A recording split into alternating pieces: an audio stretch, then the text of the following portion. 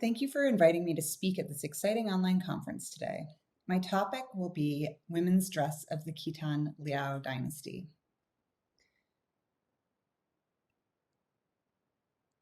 Prior to the founding of the Liao Dynasty, the dress of elite women in and around China often reflected Han Chinese fashions and preferences.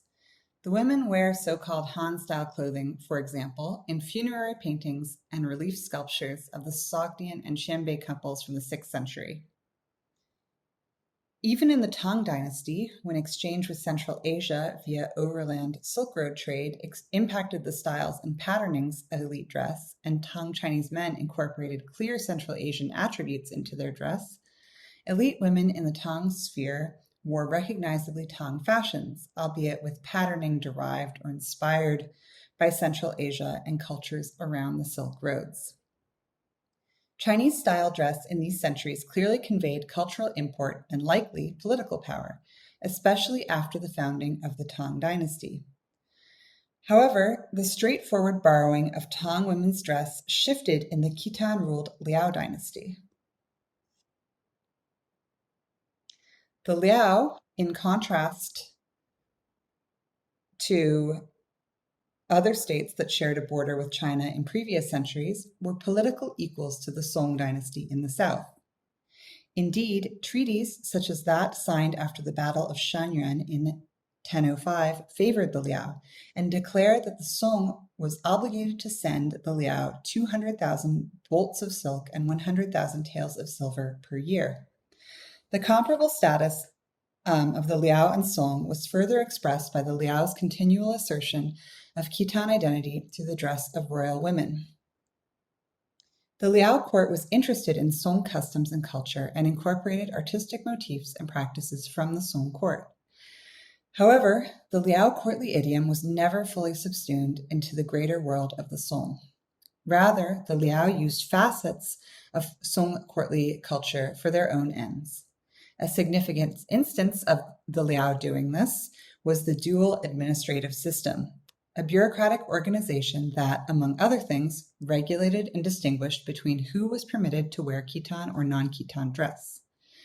In addition to discussing what exactly elite Liao women wore, this paper examines material evidence for how elite women engaged with Song dress and cultural interests while also maintaining clear cultural autonomy. Through their dress, elite Liao women signaled strong messages about their status, identity, and difference to their Song counterparts. Recent historians have become increasingly interested in the roles of women for the so-called non-Han groups and dynasties that ruled in the north of China and the Mongolian steppe beginning in the 3rd century CE with the Xianbei and spanning through the Mongol period in the 14th century.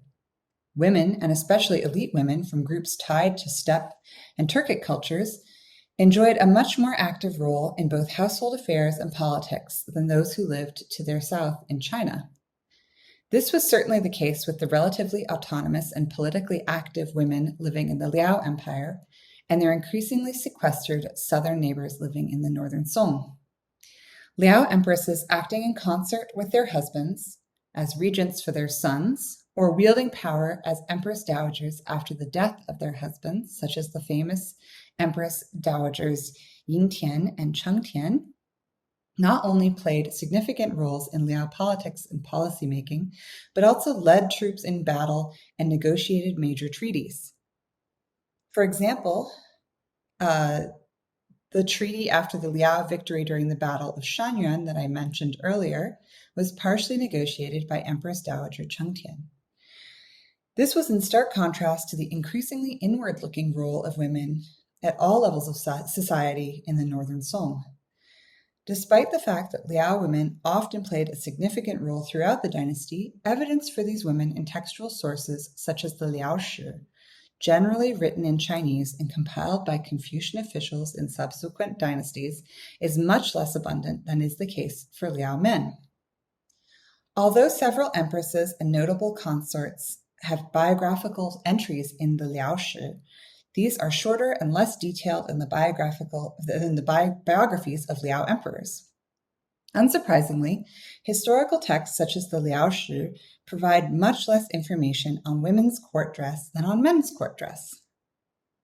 While we may be able to extrapolate a certain amount of information about women's court dress from descriptions and regulations applied to men, texts do not give us a full picture. To discover more about the clothing that courtly and elite Liao women were wearing, material evidence must be examined in concert with the texts. As with dress from the Middle Period in China more generally, material evidence for women's dress during the Liao dynasty comes from funerary contexts, which provides its own set of challenges. Few actual garments from the Liao period remain because many tombs from the period were looted before proper archaeological excavation. Thus, much of the evidence for dress is not from surviving textiles, but from tomb murals. Tomb wall paintings are idealized representations meant to accompany the deceased in afterlife or to serve as loci for ancestral worship, not snapshots of above-ground life. Nonetheless, pictorial evidence from tombs gives some sense of cultural practices and dress that likely reflect a version of above-ground life, as is the case with funerary arts from other periods in China. Women and men are depicted in specific and conventional ways that can give us insights into prototypical clothing worn by people of varying status, from elite tomb occupants to maids, attendants, soldiers, musicians, and children. The corpus of tombs from the Liao period with evidence for women's dress can be broadly categorized into two groups. Tombs of the Kitan elite, including royal tombs of the imperial Yelu family and consort clan, the Xiao, most of which are in present-day Mongolia, Inner Mongolia, Jilin, and Liaoning provinces, and tombs of the Chinese non-Kitan elite living under Liao rule, the most famous of which are the Shenhua tombs of the Zhang and Han families in present-day Hebei province. Clearly, there are some gaps in the material. The first group of tombs provides visual evidence for the imperial Liao court, important families such as the royal family, or highly ranked nobles and their attendants. The second group of tombs depicts the dress of non-Kitan elites living in southern Liao territories and their attendants. Significantly, these Han elites living in southern Liao territory and northern Song elites were themselves representatives of a new flourishing class, wealthy elites, but not associated with the court or with the bureaucratic literati class who were traditionally of higher social status than commoners such as merchants. Thus, there are different types of identity expression legible in these tombs. Nonetheless, as we will see through looking comparatively, there are some similarities and basic differences that may allow us to extrapolate on the meanings behind specific types of dress for different people living under Liao rule. Before diving into the material evidence for women's dress, it is useful to have some idea of the cultural and legal framework that characterized life during the Liao dynasty. Shortly after the Liao dynasty was founded by Abaoji in 907, a dual administrative system was established. The northern administration for pastoral groups that populated the northern part of Liao territory, and a subordinate southern administration for the sedentary agriculturalist groups, mostly Chinese subjects, called Hanren, who populated the southern circuit of Liao territory. The northern administration was based on Kitan customs and law, while the southern administration borrowed from the Tang Code, the Tang Lu. Directly related to this was the dual dress system adopted by the Liao court, which characterized dress into so-called state style, or guofu, dress, which is means Kitan style dress, and Han style or Hanfu, or Chinese Tang Song style dress. As stated in the Liaosha, during the reign of Abaoji, quote, the system for official dress was regulated. The Kitan style was worn in the north, and the Han style was worn in the south. Each was determined according to convenience.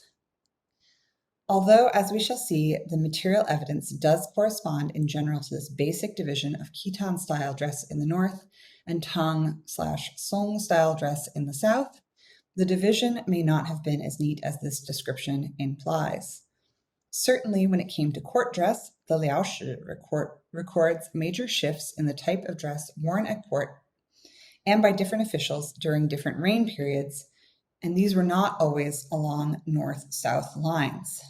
The Liaosha section on court dress, Juan 56, records various instances throughout the dynasty where the emperor and his officials wore specific types of dress. I've put the relevant section from the Liaosha on this slide, and you can read it yourself. What is striking in this passage is both the use of Han-style dress at various times by the Liao emperor and his officials. Sometimes all of them would wear Han-style court dress, sometimes just the southern officials and the emperor, while it seems that the empress and the empress dowager continuously dressed in Kitan fashion. Indeed, this was the case in an account by the northern Song envoy, Song Shou, who reported that during his visit of 1020, the emperor and his southern officials wore Han-style court dress, while the Kitan officials and the empress wore Kitan-style court dress. The use of Han-style court dress by the emperor and his officials was probably indicative of the Liao emperor's understanding and use of Tang and Song-style ritual for symbolic and political means.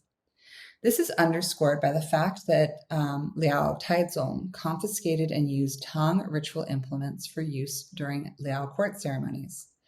As recorded in the Liaosha, quote, on the first day of the first month of the first year of Datong, Emperor Taizong entered into Jin territory and prepared his imperial carriages, received the congratulations of the civil and military officials in the Chongyuan Hall of Bianjing. From that day, Tang-style court dress was considered the norm. When they returned to the north, the Liao took with them Tang and Jin objects and used them, end quote.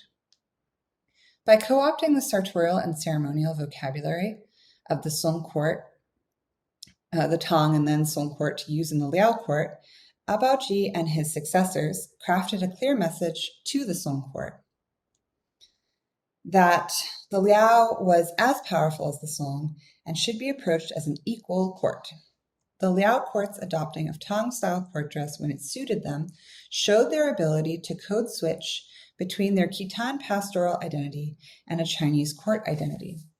But what was being communicated by empresses and the empress dowagers by wearing Kitan-style clothing at court? I have argued elsewhere that elite Kitan women wore Kitan-style dress when engaged in culturally significant activities such as the hunt. But upon further review of the available evidence, it appears that elite Kitan women, in fact, never wore Tang or Song-style dress at all. Indeed, there's no evidence for Kitan women living in the northern part of the Liao state in wearing anything but Kitan-style clothing. This stands in contrast to elite women from groups living in the north of China from the centuries prior to Liao rule. We see this, for example, in the banqueting and musical performances from the tomb of the elite Xianbei military official Xu Xianxiu. Everyone depicted in the tomb murals of idealized banqueting and musical performances, including the male tomb occupant, wears Xianbei dress. The only exception is Xu Xianxiu's wife, who is dressed in markedly Chinese-style robes. Kate Lingley, following a hypothesis put forth by Judith Lerner about Sogdian women dressing in Han Chinese style, posits that since Central Asian-style dress, which was similar to the dress worn by steppe or Turkic peoples or other northern groups, was associated in China with singing girls and other low-class entertainers, upper-class Sogdian and Xianbei women preferred to wear Chinese-style robes to signify their higher status and difference from such entertainers. Although this may have been true for various groups through the end of the Tang Dynasty, something had changed by the time the Kitan established the Liao Dynasty in the early 10th century. Indeed, that elite Kitan women continued to wear Kitan-style clothing in various contexts, including court audiences, signified a shift in the way the Kitan saw themselves in relation to Song China compared to these earlier groups. In her book, Women of the Conquest Dynasties, Linda Cook Johnson argues that the fact that women living in the southern part of Liao territory of Chinese origin, which the Liao called Hanren, continued to wear Tang and then Song-style clothing while their husbands and servants wore Kitan dress, indicates that they were preservers of cultural identity. However, this pattern seems to be the norm across much of Chinese history rather than an exceptional act by these Han women. Looking at the broad historical trend amongst elites from groups originating from places peripheral to the central Chinese state, elite women wore Chinese-style dress while their husbands wore northern or steppe-style dress. Evidence for Hanren, and in fact Kitan women living in the southern part of the Liao state wearing Tang or Song-style dress, exists in tomb paintings, notably in the Xuanhua tombs.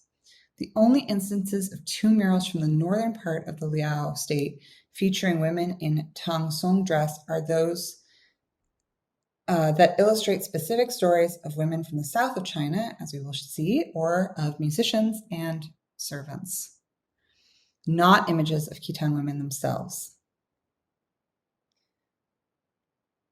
Visual representations of Kitan-style women's dress shows that its most defining feature was a long-sleeve exterior robe that closed to the left. In the early part of the Liao, the fabric borrowed patterns from Tang silks, such as the repeated floral roundel, which we see in attendant figures in Baoshan tombs 1 and 2. In the middle and later Liao, monochrome or smaller pattern fabrics became more widespread. The cuffs and collars of such robes were made in a contrasting color or altogether different material from the main fabric of the robe. Contrasting collars and cuffs was a style used by many groups before, during, and after the Liao dynasty in the vicinity of China, and allowed for a more expensive fabric to be used in smaller quantities, but in an eye-catching way. The fabric belt that tied the robe closed could be tied just under the breasts, as in the examples of the female attendant figures from Baoshan's tomb 1 and 2, or at the waist, as in Kulunchi tomb M2. We see examples of both of these here. Presumably under this robe, women wore other layers of clothing, including trousers and boots, suitable for life in the cold climate of North China and Mongolia. Although pictorial examples only represent the exterior robe, the idea that these women wore multiple layers of clothing is supported not only by the logic of how people would dress for life in the cold climate of North China and Mongolia, but also by excavated material from the Liao period. The Yemaotai, Tuarji Shen, and Princess of the State of Chen tombs preserved not only exterior robes, but also leggings, undergarments, underrobes, hats, and women's boots, as I will discuss in a minute. The basic side-closing outer robe and close-fitting black cap seems to have been the main style for Kitan women's dress, probably made of finer materials such as the silks woven with gold thread for court use, and more practical materials such as coarser silk or felt for everyday use. Although the Liaosha and the Qidan Guozhi, or the record of the Kitan Empire, give information about regulations of certain patterns, styles, and colors for court officials and the royal family, few of these regulations pertained explicitly to women's dress. Rather, specific regulations for patterns and styles of clothing allowed to women outside of regular remarks noting that the empress wore Kitan dress were vague. Regarding ceremonial dress, the Liaosha records, quote, "The clothing style of the court officials and the noblewomen follow the colors of the flags of their tribes," end quote. Like Kitan women, Tang women had two general categories of dress available to them: quotidian dress and ceremonial attire. Buyun Chen describes the components of Tang women's clothing succinctly. A woman's ensemble for both ceremonial and everyday wear would have included an unlined short robe or a short jacket, a skirt, and a shawl. As with Kitan women, the style of these types of garb would have been similar, but the materials and patterns were dictated by the occasion and the status of the wearer. Elite women were subject to the same regulations as their husbands, which was the case in later dynasties such as the Song and Yuan, and were ordered by courtly rank. Tracing the impact of Tang culture on both the Liao and the Song is complex, especially regarding clothing and textiles. In the Tang period, which was well known for its cosmopolitanism and contacts with the North and Central Asia through overland trade routes known as the Silk Roads, specific types of Central Asian designs, such as the roundel, and clothing types, such as the fitted riding coat with trousers and boots, were adapted into Tang clothing, and over the course of the dynasty blended with Chinese-style dress. The wearing of a riding coat, boots, and trousers in the Liao context, especially by male figures, thus does not only indicate Khitan identity, but may also allude to the fashion for such Central Asian dress during the Tang. Although clothing was certainly a significant cultural marker, in the Liao, the hairstyle of figures often reveals as much about the identity of the wearer as their clothing. Several tombs made for elite or royal Liao women have been excavated, and in this section I will consider the Baoshan tombs, the Tuarjishan tomb, the Yemaotai tomb number 7, the Princess of the State of Chen's tomb, the Kulunchi tombs, and the Xuanhua tombs. Before investigating the representations of elite women in the funerary context of the Liao dynasty, a brief note should be made about Liao funerary practices. One of the reasons that the Liao are so interesting to study is that they elude broad generalizations. Funerary traditions were extremely diverse and include a variety of treatments for the body of the deceased, and no definitive decorative scheme for painted tombs, although there are some commonalities, as we shall see. It appears that royal bodies were buried in silver mesh suits and metallic face masks, as in the Princess of the State of Chen's tomb, and what the excavators estimate was the case in the Baoshan tombs. However, the sarcophagus, the shape of the tomb, and the decorative programs were not consistent, even within elite and royal tombs. The Baoshan tombs for royal occupants and the Yemaotai tomb for an elite occupant, for example, are brick tombs which contained an interior house-like structure that functioned as a sarcophagus. However, in the Yemaotai tomb, this sarcophagus was made of wood and contained a carved stone sarcophagus inside of it, while the Baoshan tombs featured house-like structures made of stone without an interior sarcophagus.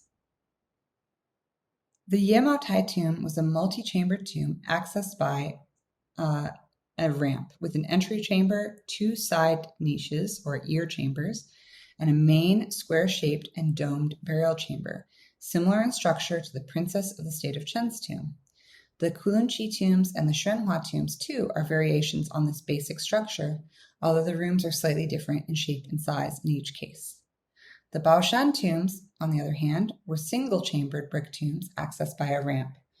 The main burial chambers were approximately square with domed ceilings. In addition, while the Baoshan, Yemaotai, Princess of State of Chen, and Kulunchi tombs all feature murals of attendants and horses, the Baoshan tomb's interior murals of Tang Dynasty court scenes and the Yemaotai tomb's interred hanging scroll paintings of animals and a landscape in 5 Dynasty style have not been found in any other elite or royal tombs of the Liao dynasty. The house-shaped sarcophagus seems to have disappeared from Liao tombs by the 11th century.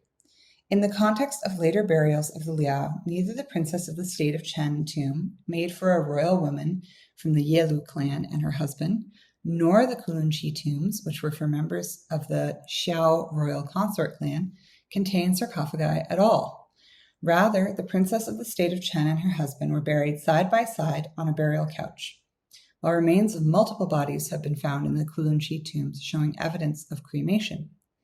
Meanwhile, the Xuanhua tombs stand out for their innovative combination of Buddhist, Confucian, and Taoist aspects, with mannequins made representing the deceased taking the place of the corporeal remains of the deceased, which were cremated. In other words, while there are certainly similarities to be drawn between the various known tombs of the Liao elite, they are often more different than they are alike.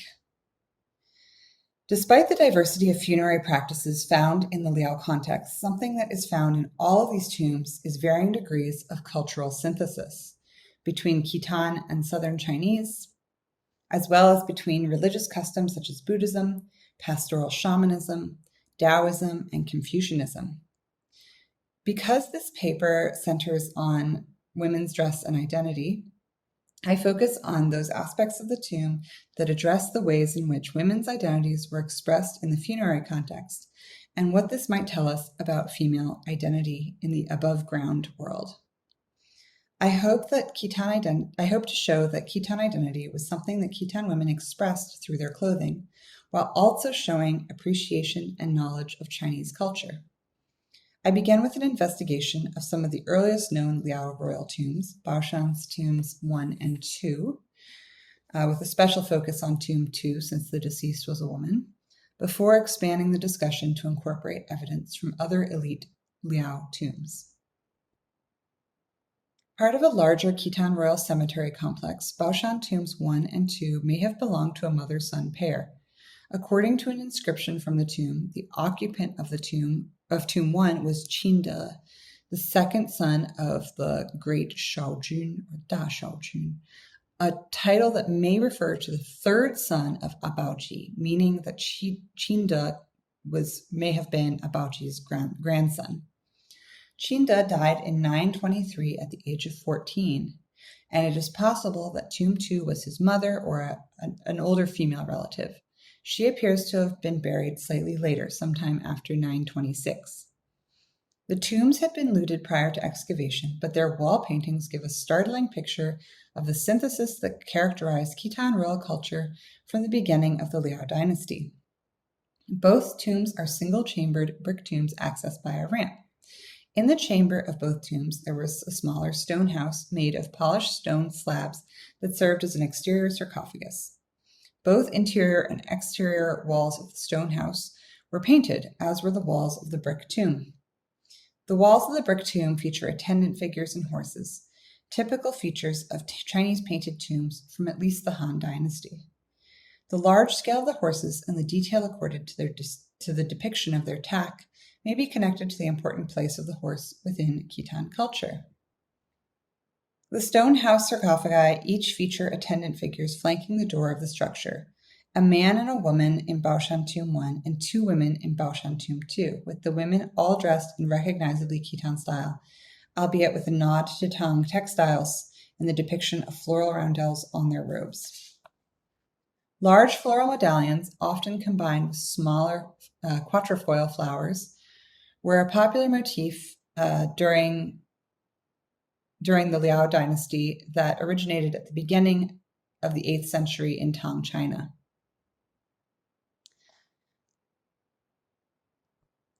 The depiction of these large floral roundels on various Kitan attendant figures in the Baoshan tombs in Baoshan tombs indicates their continued use by elites and members of their household at the beginning of the Liao dynasty. While a depiction of attendant figures and horses may be typical of tomb paintings in and around China, the paintings within the stone house sarcophagi, however, are extraordinary from the perspective of funerary art, and especially in the context of early Kitan royal burials. This is an example of the floral roundel that I should have shown a little bit earlier. Both tombs depict scenes featuring Tang-style courtly women, alluding to Southern Chinese painting and literary traditions.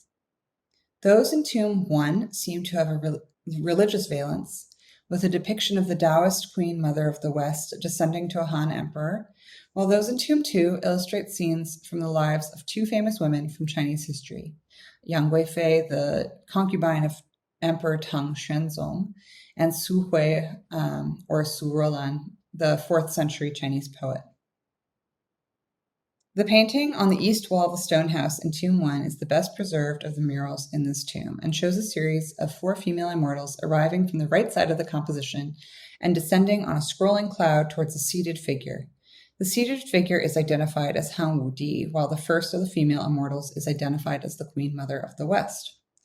The women have their hair in elaborate butterfly wing-style coiffures and wear flowing robes with oversized sleeves. Their outer robes are secured under the bust and also tied with ribbons to close around the knee.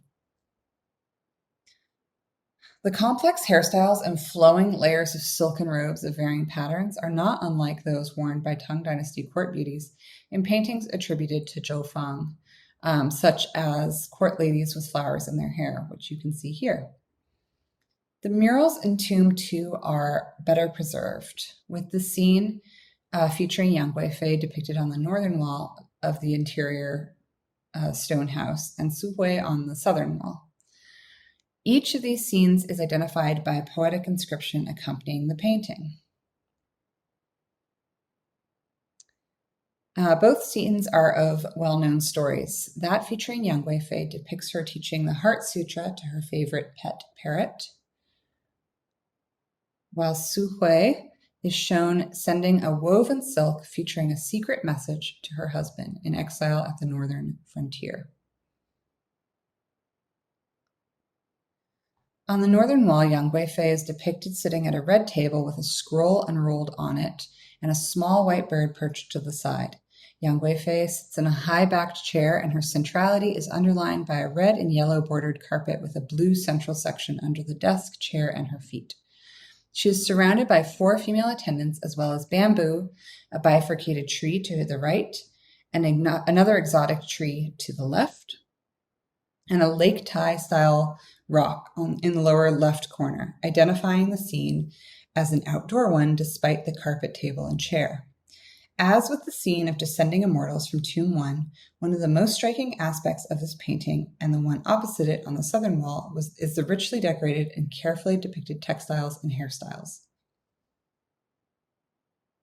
The presence of these very specific scenes alluding to Chinese culture and history, and Tang court styles in particular, on the interior of the sarcophagi of Kitan royals from the early Liao Dynasty raises more questions than they answer. The themes and the style of these paintings makes it likely that they were painted by artists trained at the Tang court or one of the southern courts of the 5 dynasties and 10 kingdoms period, captured by the Liao and brought into the service of the royal family. As to what they signified, it may be that those who commissioned the tombs simply had an affinity for southern Chinese culture that was not seen as being at odds with identifying with Kitan culture. Wu Hong argues that the differences in the types of paintings executed on the interior walls of the stone house in Baoshan Tomb 2 created a, quote, feminine space for the tomb occupant, surrounding the deceased lady with stories of historically famous and cultured women. But I wonder what exactly constituted a feminine space for a Liao noblewoman. As I noted earlier, Liao women were active participants in important political and cultural activities, including hunting and warfare.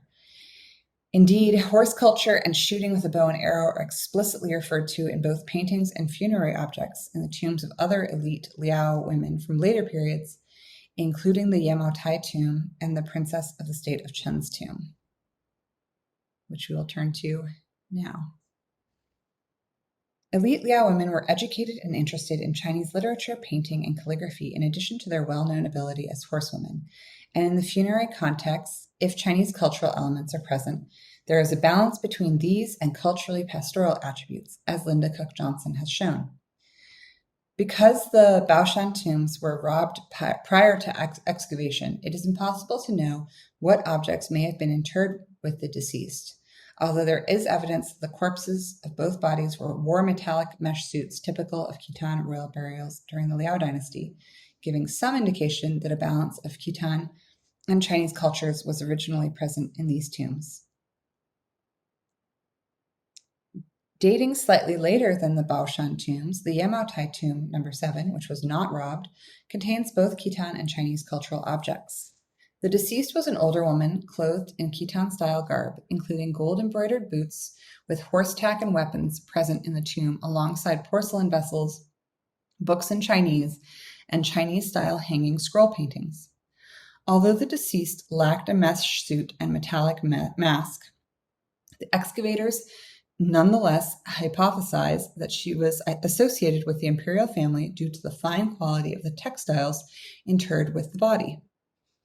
The presence of this diversity of culturally specific objects seems to indicate an interest in and fluency with Chinese language and culture while maintaining a Kitan or pastoral identity in death via dress and objects such as horse tack and weapons. The Yemaotai tomb and the tomb of the princess of the state of Chen, significantly both undisturbed prior to excavation, are two excellent examples of deceased women wearing Kitan dress. The woman buried in Baoshan Tomb 2 may also have been wearing Kitan dress, as indicated by the remains of the mesh bodysuit found in the tomb, but this is speculative since the tomb was looted and the bodies were no longer in the tomb. Although the female corpse in Yemaotai is unidentified, there are similarities in terms of burial equipment and dress between this tomb and the princess of the state of Chen tomb. However, the Yemaotai occupant was an elderly woman, while the princess of the state of Chen, the granddaughter of Liao Emperor Jinzong, was only 17 when she died in 1018. Although some of the burial items are similar, if more elaborate in the royal tomb of the princess of Chen, it could be argued that the objects buried with the occupant in the Yemaotai tomb reflected the occupant's interests in life. As mentioned earlier, Chinese language books and hanging scroll paintings were found alongside the more standard writing equipment and valuable ceramics. In her short life, the princess may not have had the opportunity to develop specific interests, and the fact that hers was a royal burial may have necessitated a more rigid adherence to protocol. Nonetheless, the similarities regarding the garments of the women in each burial are striking. In the case of Yemaotai, the tomb occupant was wearing 10 distinct garments, which included a long robe, a short coat, skirt, trousers, leggings, and a tall cap in the shape of a crown, embroidered gloves, and kese or tapestry woven boots embroidered with gold thread. Unfortunately, images of most of these clothing items have not been published, although the excavation report gives details about the patterns, textile types, and colors of the individual garments.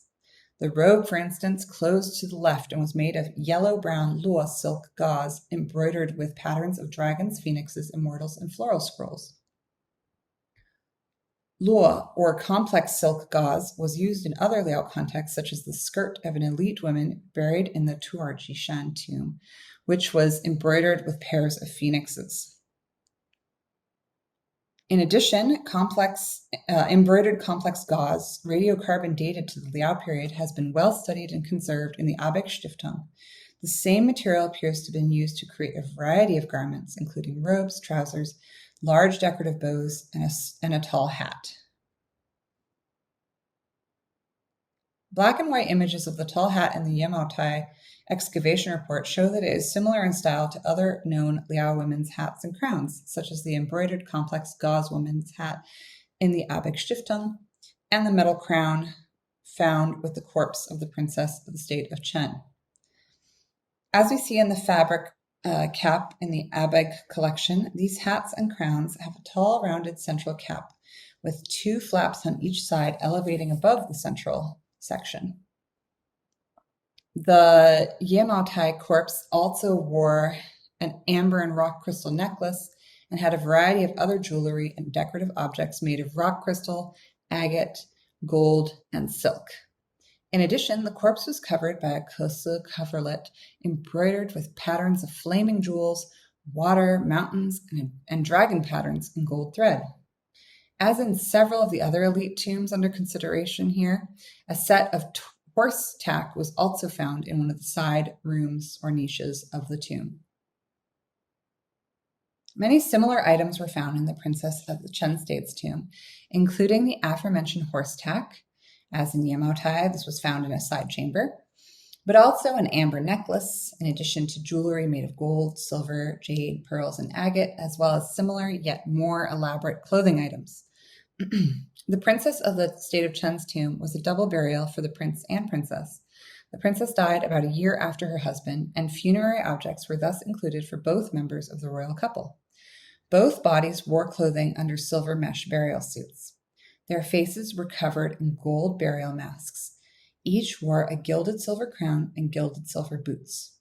Unlike the Yamaotai occupant, whose clothing might have been worn in life, the princess of the state of Chen and her husband clearly wore objects made for specific burial contexts. Metallic boots made specifically for the burial context took the form and decoration of Liaosha embroidered boots, such as those in Yamaotai, decorated with a pattern of soaring phoenixes in what seems to be a metallic imitation of embroidery.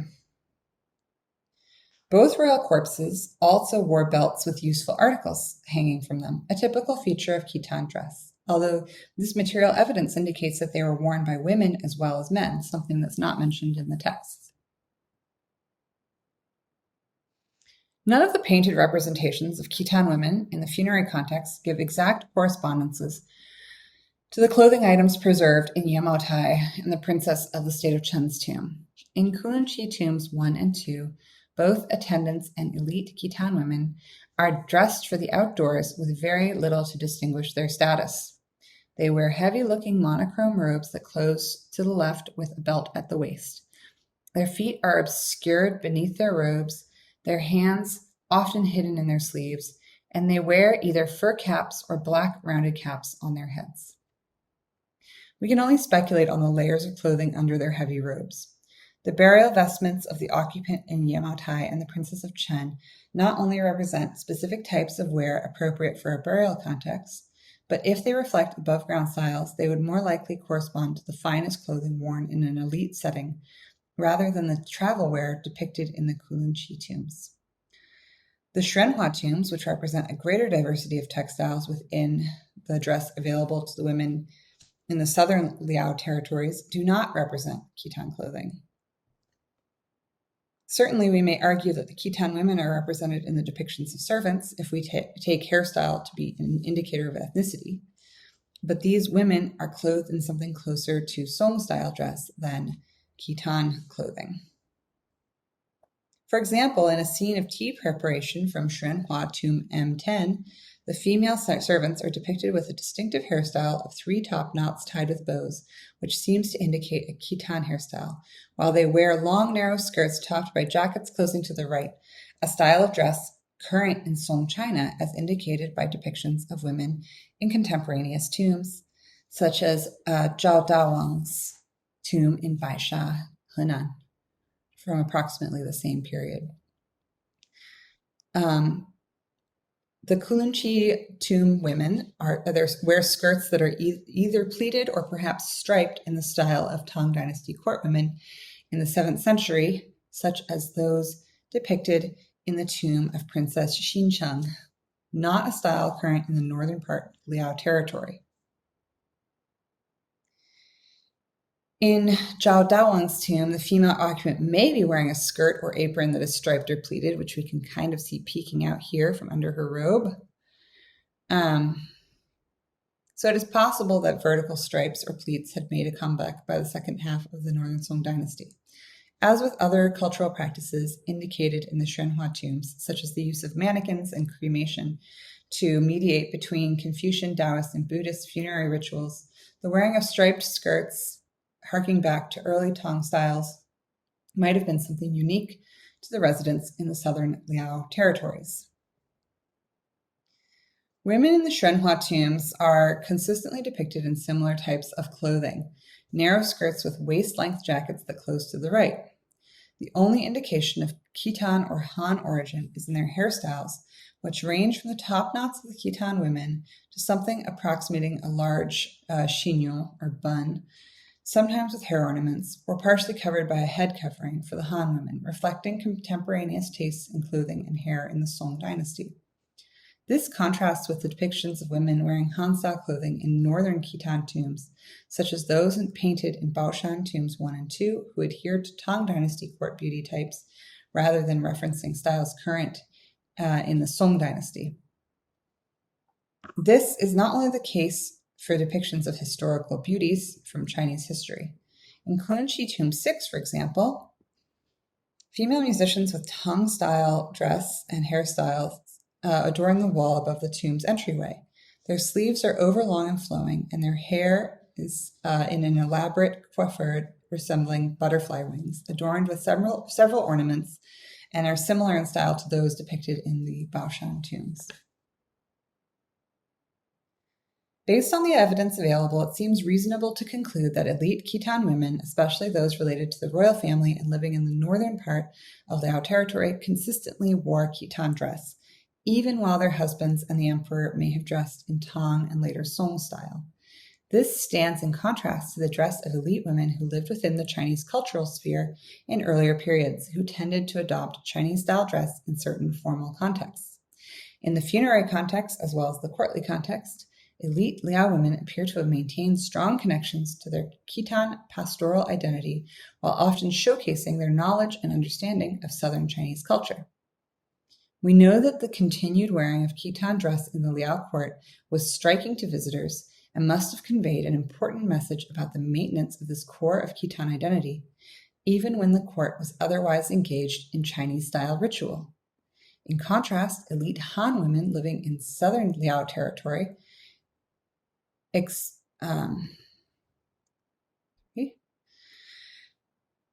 express their identity using a different sort of cultural fusion than we see with elite Kitan women, dressing in Song Dynasty style. Servant women I have identified as Kitan based on their hairstyles also wore this Song-style dress in the southern Liao, more in keeping with the practice of women wearing Chinese-style dress observed in earlier centuries. The choice to dress in Kitan clothing seems to have been available to elite women living in the Liao dynasty, not universally to Kitan women, as servants in southern Liao territory wore Song-style clothing. The act of dressing in Kitan-style dress, therefore, seems to have been connected to the high social status and political power afforded to the elite women of the dynasty, something not available to Kitan women of lower social status, or not desired by those identifying as Han. Thank you very much for your time.